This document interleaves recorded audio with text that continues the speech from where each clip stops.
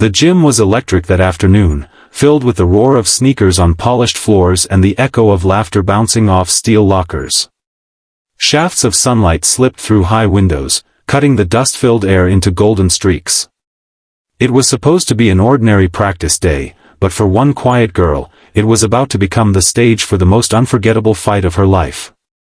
Her name was Maya.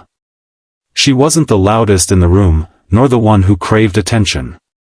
She carried herself like a shadow, quiet, reserved, almost invisible. But her eyes carried stories no one ever asked to hear, and her silence was her armor. That day, she stood near the corner of the gym, clutching her books, while the cheerleaders and jocks owned the spotlight at center court. The team's captain, Brad, golden-haired, arrogant, and used to the world bending for him, strode across the floor with the swagger of someone who thought he was untouchable. He wasn't used to hearing the word no. He wasn't used to being rejected.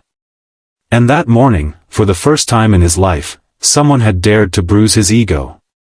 That someone was Maya. When Brad cornered her by the lockers earlier, flashing his trademark smirk, asking her out in front of his laughing friends, Maya, soft-spoken but firm, shook her head. "No, Brad.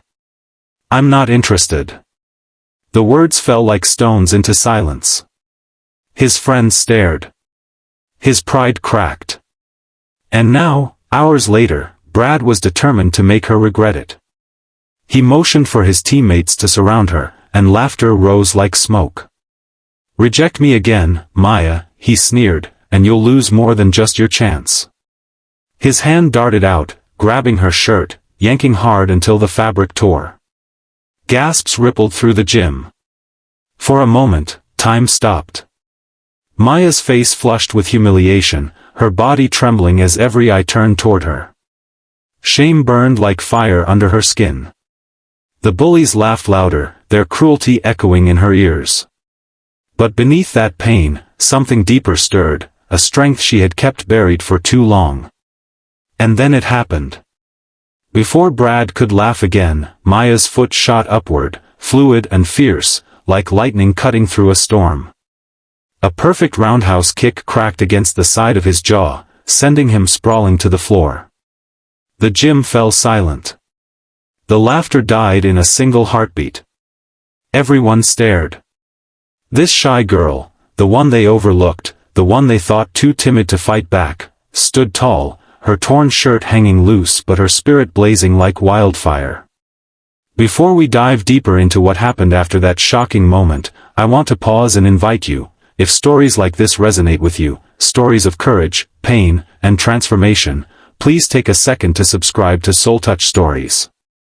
It's where voices like Maya's find strength, and where every story carries a heartbeat meant to reach yours. Now, back to Maya. The bullies froze, unsure of what to do. Brad groaned, holding his face, rage twisting his features. His friends, loud when they outnumbered, suddenly found silence, shifting uneasily in their Letterman jackets. The cheerleaders whispered nervously. The air was thick with shock. Maya's chest heaved, but her eyes didn't waver.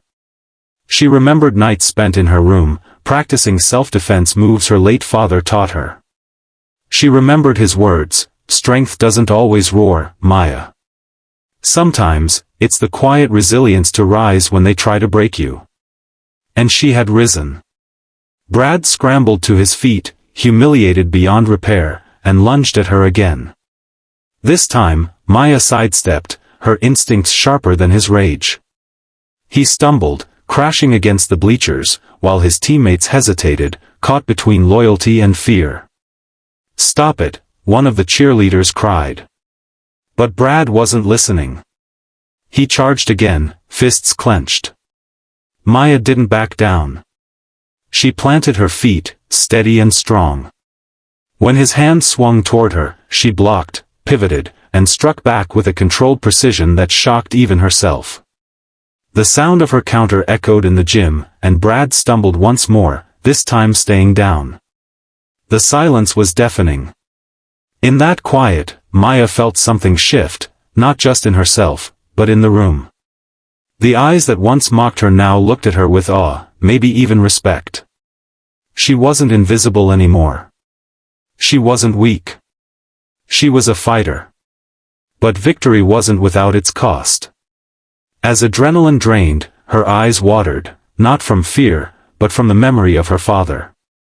She wished he could see her, standing tall, no longer hiding. She wished he could know that his teachings had saved her. Later, in the locker room, she sat alone, replaying the moment over and over. She wondered if she had gone too far, if fighting back made her like them. But deep down, she knew the truth: defending herself was not cruelty, it was survival. And survival, in a world that tried to crush her spirit, was victory. Over the following weeks, whispers spread through the school. The story of the shy girl who floored the captain of the team with a single kick traveled faster than wildfire. Some mocked Brad behind his back. Some avoided Maya out of fear. But others, those who had known the sting of bullying, looked at her with newfound courage. One day, a younger student approached her. A small boy with timid eyes, carrying books too heavy for his small frame. "Maya," he said softly, "thank you. They used to bully me too. But when I saw you stand up, I felt like, maybe I could too." Her heart clenched. She bent down, smiled, and placed a gentle hand on his shoulder. "You don't have to fight like I did. But don't let anyone make you feel small. You have a voice. Use it." It was then Maya realized her fight had never been just for herself. It was for every quiet soul, every overlooked student, every person who thought silence was their only option. Her courage had sparked something greater, a ripple of strength. As months passed, the bullies lost their grip. Brad, humiliated and suspended, faded from the spotlight. Maya, once a shadow, now carried herself with a quiet pride. She didn't seek attention, but her presence commanded it. People noticed. People respected. People remembered. And you, watching this story unfold, you've seen the power of resilience, the fire of self-respect, the moment when silence transforms into strength. If this story touched you, if Maya's courage meant something to you, I'd love for you to like this video, share your thoughts in the comments, and subscribe to SoulTouch Stories. Every click, every word you leave, helps these stories reach the ones who need them most. Because someone out there, right now, might be standing in their own gym, surrounded by their own bullies, waiting for a sign that they, too, can rise. Maya's story is that sign. And maybe, just maybe, the next roundhouse kick against cruelty is waiting in the quiet heart of someone who's been silent for far too long.